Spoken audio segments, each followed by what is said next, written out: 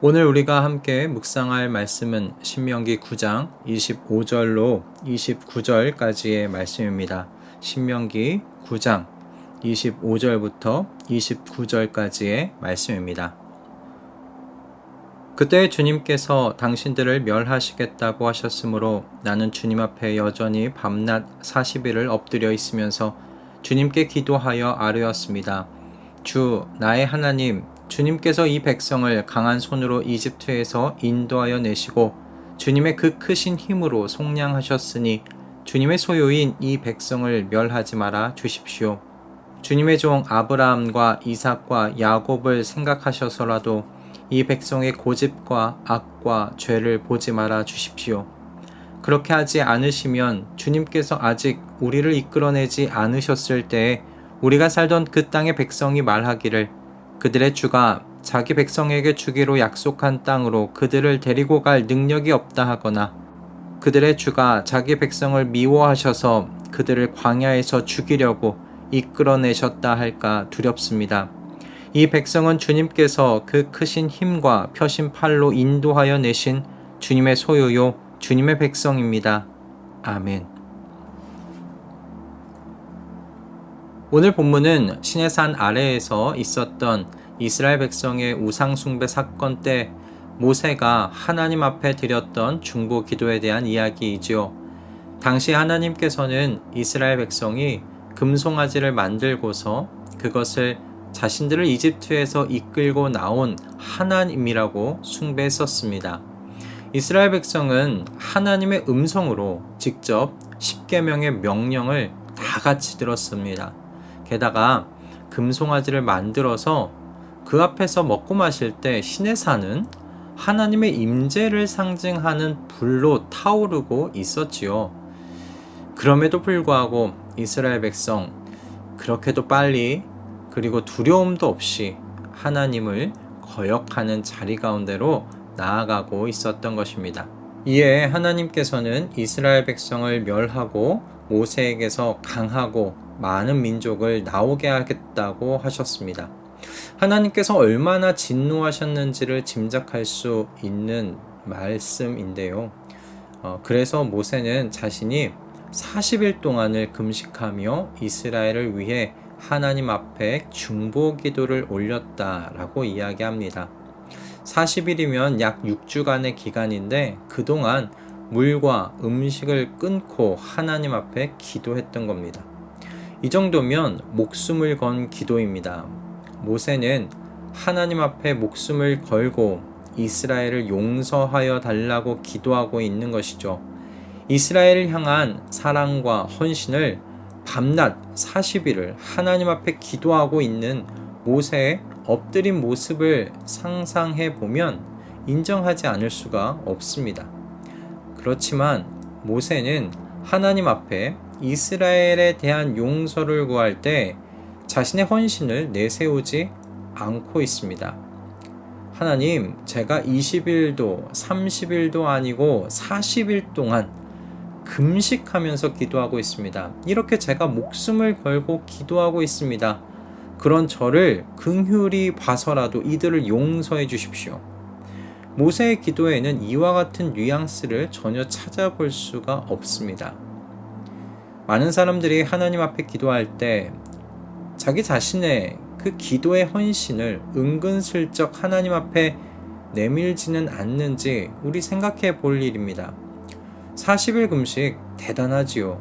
그러나 40일의 기도에 효력이 있는 건 아닙니다. 금식하는 기도에 효력이 있는 것 아닙니다. 많은 경우 우리는 이와 같은 기도에 외적인 헌신에 집중하기 쉽다 생각합니다. 그 헌신을 토대로 내 개인의 기도 그리고 중보 기도의 그 요청까지 주님께 드리고 있는 건 아닌가 우리 오늘 생각해 보았으면 합니다. 오늘 이 아침 우리는 모세를 통해서 우리 개인의 기도 그리고 나아가 중보 기도의 출발지가 무엇이 되어야 하는지를 생각해 보고자 합니다. 모세는 모든 하나님의 백성에게 모든 기도의 출발점이 무엇이어야 하는지를 오늘 자신의 기도를 통해 그 모범을 보여주고 있는데요. 우리 함께 이 아침 3가지 정도 우리 함께 생각해 보았으면 합니다. 첫 번째로요, 오늘 모든 기도의 출발점은 하나님의 구원의 업적이 되어야 한다라는 것을 우리 모세의 기도를 통해 볼 수 있습니다. 26절에서 모세가 기도한 내용을 한번 보십시오. 모세는 지금 하나님께서 멸하시려고 하시는 이 백성이 하나님의 강한 손과 크신 힘으로 이집트에서 인도하셨을 뿐만 아니라 속량한 백성이라고 말하고 있습니다. 여기서 하나님의 강한 손과 크신 힘이라는 것은 시적인 표현이지만 우린 이것이 무엇을 말하려고 하는지 분명히 알 수 있지요. 하나님께서 얼마나 크신 사랑과 헌신으로 이 백성을 구원하셨는지 그것을 말하고 있는 것이죠. 10번의 재앙과 홍해를 가르는 사건, 그리고 이스라엘을 뒤따라오는 이집트 정예 군대와 하나님께서 직접 싸우시는 등 전무후무한 큰 역사를 통해서 하나님께서는 이스라엘 백성들을 구원하시고 속량하셨다. 바로 이 점을 모세는 이야기하고 있는 겁니다. 이렇게 크신 헌신과 사랑을 베푸신 백성 하나님 멸하지 말아 주십시오. 그렇게 요청하고 있는 모세입니다. 우리가 하나님께 40일이 되었건 10일이 되었건 또는 금식으로 기도를 하든 나를 위해 그리고 공동체와 이웃을 위해 우리가 기도할 수 있는 건요, 하나님께서 베푸신 구원의 크신 일 때문입니다.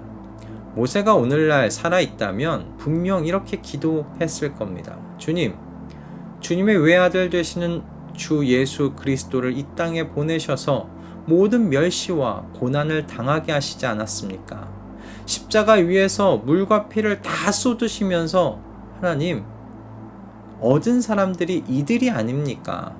온 우주 만물과 모든 천사들이 주님의 하신 일이 너무나 기이하여서 살피고 또 살피는 그 크신 하나님의 헌신과 사랑을 통해 얻은 백성 아닙니까? 하나님, 멸하지 말아 주십시오. 용서해 주십시오. 그렇게 기도하지 않겠습니까? 우리의 모든 기도가 주님의 이 구원의 크신 업적에서 출발할 수 있기를 바랍니다. 모세처럼 말이죠. 그분의 구속의 역사가 우리로 주님께 요청드릴 수 있는 근거가 되어 주셨습니다. 두 번째는요, 모든 기도의 출발점은 하나님께서 언약에 신실하신 분이시다라는 것입니다. 민수기를 보면 발람이 이스라엘을 향해 축복을 하면서 하나님에 대하여 이렇게 말한 대목이 있지요. 하나님은 사람이 아니시다. 거짓말을 하지 아니하신다. 사람의 아들이 아니시니 변덕을 부리지도 아니하신다. 어찌 말씀하신 대로 하지 아니하시랴. 어찌 약속하신 것을 이루지 아니하시랴. 모세도 발람과 같이 하나님의 언약에 신실하신 성품에 지금 기대어 말합니다. 27절의 말씀이죠. 모세는 하나님께 아브라함과 이삭과 야곱을 생각하셔서라도 이스라엘의 고집과 악과 죄를 보지 말아달라고, 용서해 달라고 기도하고 있습니다. 하나님께 아브라함과 이삭과 야곱을 생각해 달라는 것이 무슨 말일까요? 그들과 하신 언약을 기억해 달라는 요청 아닙니까? 아브라함과 이삭과 야곱에게 하나님께서는 하늘의 별과 같이 땅의 모래알과 같이 많은 민족을 약속하시지 않으셨냐는 겁니다. 그들의 허리에서 나온 자손들에게 가나안 땅을 약속하시지 않으셨냐는 거죠. 그들에게 하신 약속을 생각하셔서라도 이스라엘 백성 용서해 달라는 모세의 기도입니다. 모세가 이렇게 하나님께 이스라엘 조상들과 한 약속을 붙잡고 기도할 수 있는 건 하나님께서 사람과 같지 않으시고 신실하신 하나님이시기 때문입니다. 하나님께서는 하나님께서 하신 약속을 반드시 이루시는 하나님이십니다. 그렇기에 하나님께서 하신 모든 약속이 하나님의 백성들에게 모두 예가 되는 것이죠. 저와 여러분이 주님 앞에 앉아 기도를 시작할 수 있는 건요, 우리의 기도의 헌신 때문이 아니고요, 주님께서 신실하시기 때문입니다. 우리의 기도에 주님께서 응답하실 때 그건 우리 기도가 헌신되었기 때문이 아니라 주님께서 신실하신 분이시기 때문이라는 사실 여러분 기억하실 수 있기를 바랍니다. 그것이 우리 기도의 출발점입니다. 하나님의 신실하신 성품이 우리 기도의 출발점됨을 여러분 꼭 기억하실 수 있기 바랍니다. 마지막으로요. 우리 모든 기도의 출발점은 하나님께서 자신의 명예를 지키시는 분이시라는 것이지요. 이사야 42장 8절에 이런 말씀이 기록되어 있습니다. 나는 주다. 이것이 나의 이름이다. 나는 내가 받을 영광을 다른 사람에게 넘겨주지 않고 내가 받을 찬양을 우상들에게 양보하지 않는다. 하나님께서는 자신의 명예와 영광을 지키시는 하나님이십니다. 이 하나님의 성품이 모세가 붙잡고 지금 기도를 요청드리는 근거, 출발점이 되고 있는 것이죠. 오늘 본문 28절을 보면 모세는 하나님께서 여기서 이스라엘을 진멸하시면 자칫 이집트 사람들과 주변 국가의 이방인들이 하나님께서 가나안까지 이들을 데리고 갈 능력이 없거나 아니면 처음부터 이 백성을 미워하여서 죽이려는 목적으로 이집트에서 이끌어내었다고 오해할까, 그들이 오해할까 두렵다고 말합니다. 다시 말하면 모세는 이 일로 인해 하나님의 명예가 손상될까 두렵다고 지금 말하고 있는 거예요.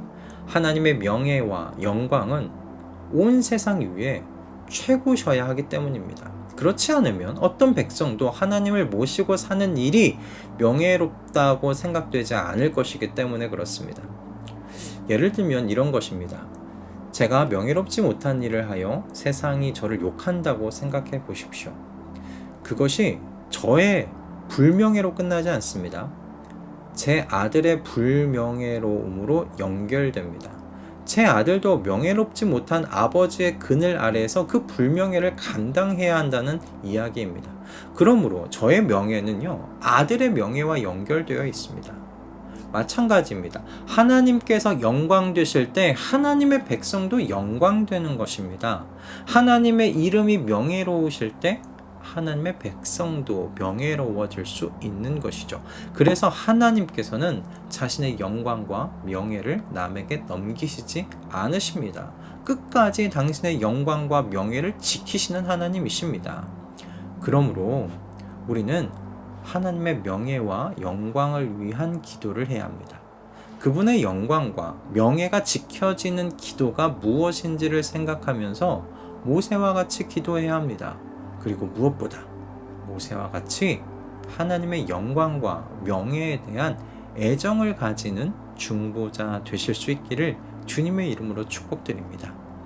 이렇게 오늘 오전에 우리 간단히 우리 기도의 출발점이 어찌 되어야 하는지를 함께 생각해 보았습니다.